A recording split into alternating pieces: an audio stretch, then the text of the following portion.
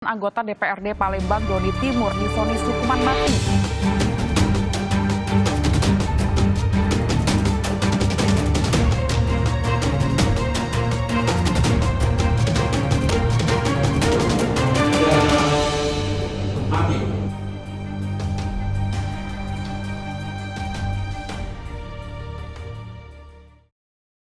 Saat ini banyak sekali potensi penyelewengan aturan yang merugikan negara. Salah satunya adalah korupsi. Di Indonesia sendiri korupsi masih marak terjadi karena kurang tegasnya penegakan hukum di Indonesia. Pelaku korupsi sendiri dilakukan oleh pejabat tinggi negara yang seharusnya ikut andil dalam menegakkan keadilan di Indonesia. Mari kita ulas bersama saya Andi Lufi Miranda dan kedua narasumber kami yaitu Bapak Sabto Nugroho Wosono selaku pembina LBH Sembada dan Bapak Mustafa selaku advokat LBH Sembada. Baik, gimana nih Pak kabarnya? Alhamdulillah Mbak Lufi, kabar kami baik ya, dengan rutinitas yang setiap hari kami harus berjalan terus dari hari ke hari dengan rutinitas yang padat ya, bersyukur sampai saat ini diberi kesehatan. Oh ya, alhamdulillah ya. Gimana Bapak sendiri nih keadaannya? Alhamdulillah gitu, sama seperti apa yang dijelaskan oleh Pak Sabto kayak gitu kan. Kita sebagai advokat di bulan Ramadan atau bukan bulan Ramadan kita tetap melaksanakan amanah apa yang telah diberikan oleh klien gitu. Oke, berarti Alhamdulillah sampai 3 hari ya, baru 3 hari. Oh iya, kita 3 hari. puasa, alhamdulillah masih diberikan kesehatan, nikmat iman dan nikmat Islam. Alhamdulillah. alhamdulillah banget nih ya Pak. Berarti puasa nggak akan ngefek ya sama pekerjaannya Bapak? Iya. Gitu. Kalau Bapak Sabto sendiri gimana, puasa nih ngefek nggak sih kira-kira sama pekerjaan Bapak? Ya, kembali lagi ya. Iya. Ketika kita menggeluti suatu pekerjaan dengan kita dalam hati kita senang begitu dengan pekerjaan, dengan profesi kita, tentunya tidak ada kendala soal apakah itu di bulan puasa atau tidak gitu. Sehingga ya bulan puasa ini semakin membuat motivasi kita terbangun gitu. Artinya dengan memberikan pelayanan ke masyarakat, apalagi tentunya lembaga kita LBH Sembada ini kan untuk pelayanan masyarakat. Wah, keren-keren banget nih dua narasumber kami. Lalu kira-kira nih kan kita lagi masa pandemi nih ya Pak ya. Kira-kira ada nggak sih perbedaan dari masa pandemi sekarang ini sama sebelumnya? Waktu ngejalanin pekerjaan Bapak tuh ada perbedaannya nggak sih Pak kira-kira? Ya, memang di masa pandemi ini sedikit terkendala kita, tetapi kembali lagi karena kita berjuang dengan hati nurani ya untuk melakukan pembelaan atau melakukan upaya-upaya pembelaan terhadap klien kita gitu. Memang beberapa hari yang lalu bahkan teman kita itu ada yang kena COVID gitu, sehingga ya penyelesaian beberapa kasus itu harus segera kita bisa menyelesaikan, kita harus segera kita kondisikan dengan situasi seperti itu. Tapi mungkin perbedaannya di masa pandemi itu adalah pada saat persidangan gitu loh Pak. Iya, betul. Kan karena sudah ada aturan dari Mahkamah Agung terkait untuk E-court ya Pak? e-court, Iya. itu. Jadi kan kita bisa nggak langsung tatap muka tapi via online kayak gitu kan. Jadi ada pembatasan gitu kan terkait protokol kesehatan, apalagi ini masa pandemi yang udah mau buat udah 1 tahun lebih gitu kan, belum selesai juga gitu kan. Berarti keadaan kayak gini ini bener-bener ngefek banget ya ke pekerjaannya Bapak semua ini? Ya, memang kalau kita berbicara ngefek, tentunya ngefek. Makanya saya berharap kita berdoa bersama seluruh masyarakat ya, berharap bahwa pandemi COVID-19 ini segera berlalu. Iya, semoga dan ya segera Pak ya. pulih seperti sedia kala, sehingga kita bisa menjalankan rutinitas seperti sebelum pandemi COVID-19 ini mewabah baik itu di Indonesia maupun di seluruh dunia. Iya, semoga kita doakan bersama-sama ya Pak ya. Iya, seperti itu. Yaudah nih, masuk nih ke tema kita kali ini. Hukuman mati diterapkan di Indonesia ini. Ya, ini ya, Indonesia itu kan menganut tentang teori retensionis, yaitu teori yang mendukung adanya atau memperlakukan hukuman mati di sebuah negara. Teori ini sebenarnya untuk membuat perlindungan bagi masyarakat terkait adanya kejahatan atau tindak pidana yang sangat meresahkan masyarakat. Makanya di Indonesia ini mengatur atau menganut tentang teori itu dan diberlakukanlah Hukuman mati. Itu ada, memang ada. Oke, dari Pak Sabto tadi kan berarti menitik beratkan di teori retensionis nih. Nah, dari Bapak sendiri nih, kira-kira gimana menurut Bapak hukuman mati di Indonesia? Ya, jadi terkait hukuman mati di Indonesia, sebenarnya Indonesia sudah mengatur terkait bagaimana pengaturan hukuman mati atau terkait dengan kejahatan luar biasa atau yang dimaksud dengan extraordinary crime, kejahatan yang seperti terorisme, narkotika, itu kan sudah diberlakukan dan sampai detik ini hukuman mati terhadap pelaku tindak kejahatan extraordinary crime juga sudah diberlakukan dan banyak contohnya gitu Mbak Lufi. Tadi kan di extraordinary crime tuh ada termasuk korupsi kan nih Pak ya? Iya. Nah, kira-kira nih bisa nggak sih hukuman mati ini diterapkan bagi koruptor-koruptor di Indonesia ini? Jadi terkait extraordinary crime, kejahatan luar biasa, itu kan narkoba, terorisme, atau salah satunya adalah korupsi. Namun sampai saat ini negara kita, Indonesia itu kan belum menerapkan sepenuhnya terkait hukuman mati kepada koruptor. Ada pula hukuman bagi koruptor yang menurut saya yang patut diapresiasi adalah hukuman seumur hidup. Itu sudah paling bagus. Akil Mukhtar nggak sih Pak ya yang hukum seumur hidup itu?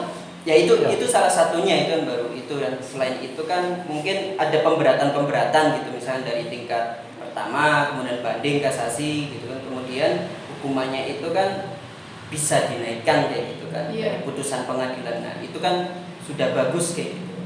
Oke, dari Pak Mustofa udah nih. Kira-kira dari Pak Sabto sendiri, kira-kira tuh hukuman mati itu bisa nggak sih diberlakukan untuk para koruptor-koruptor di Indonesia?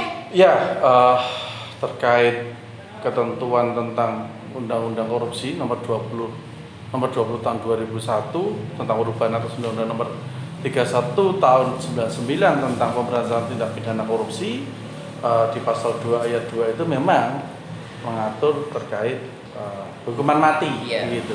Artinya ketika ada misal ada bencana, kemudian ada krisis ekonomi, terus misalnya seperti sekarang saat ini COVID begitu, orang kemudian melakukan tindak pidana korupsi, kemudian dari tindak pidana korupsi itu penyalahgunaan wewenangnya, itu dalam keadaan seperti ini menurut ketentuan aturan undang-undang itu ya harusnya bisa diberlakukan begitu.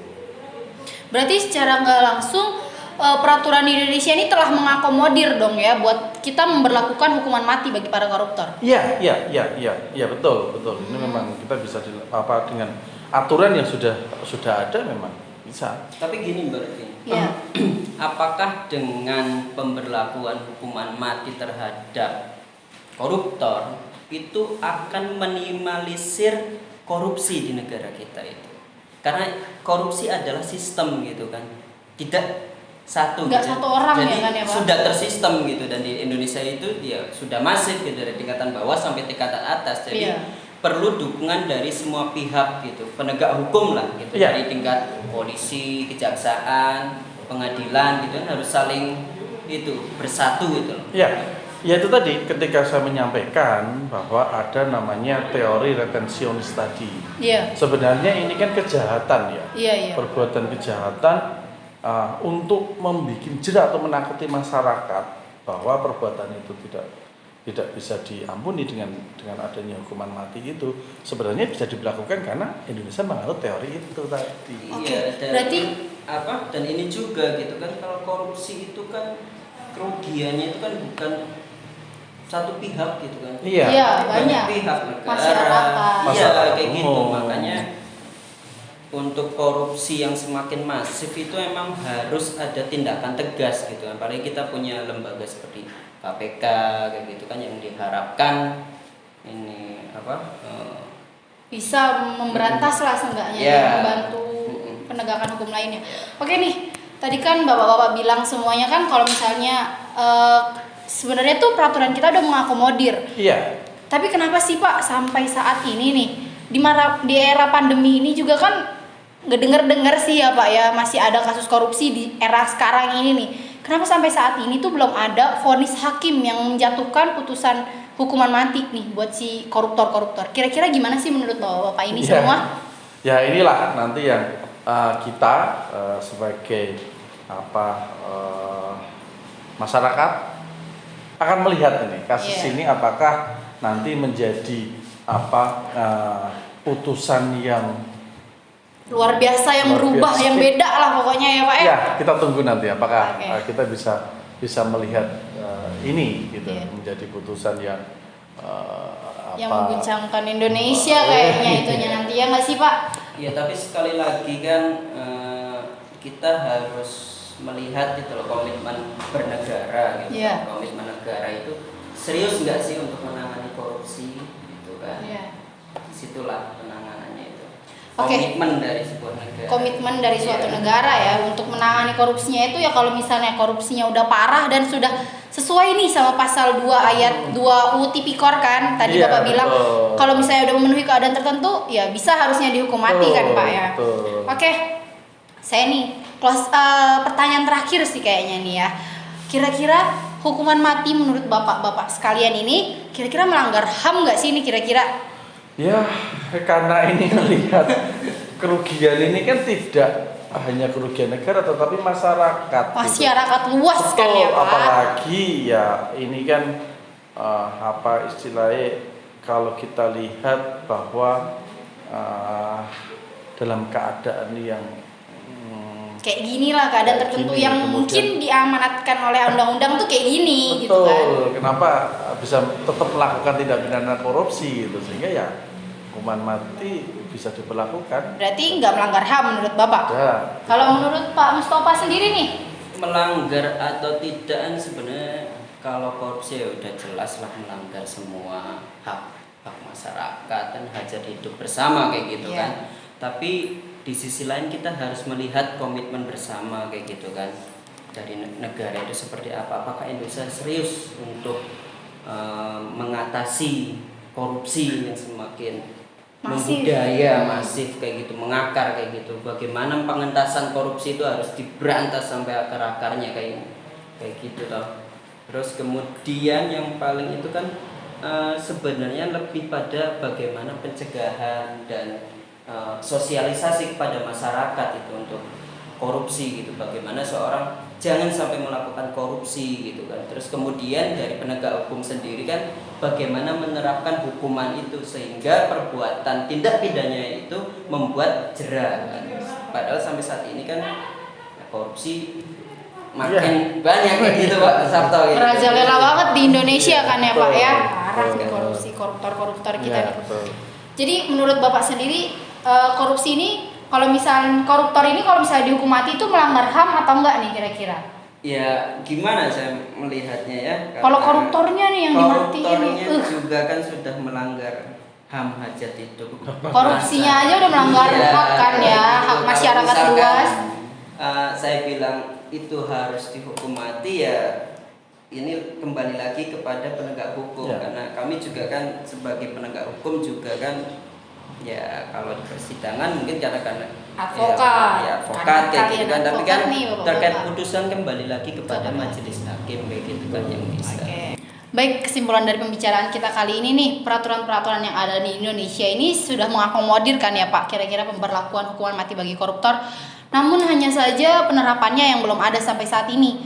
Karena kasus-kasus yang sebelumnya itu belum memenuhi unsur yang diamanatkan dalam pasal 2 ayat 2 yaitu Ya. keadaan tertentu. Ya kan ya Pak ya? Terus dalam tindak pidana korupsi sendiri, hukuman yang terberat tuh hingga saat ini itu hukuman seumur hidup, ya kan? Dan mungkin itu aja sih ya Pak ya dari pembicaraan kita kali ini. Topik kita lumayan seru sih ya Pak ya pembicaraan kita kali ini. Mungkin terima kasih juga saya mengucapkan kepada Bapak Mustafa, Ya, sama-sama. kepada Pak Sabto juga Ya. selaku pembina LBH Sembada yang udah ngeluangin waktunya belajar bareng kita, sharing tentang hukum yang ada di Indonesia sendiri.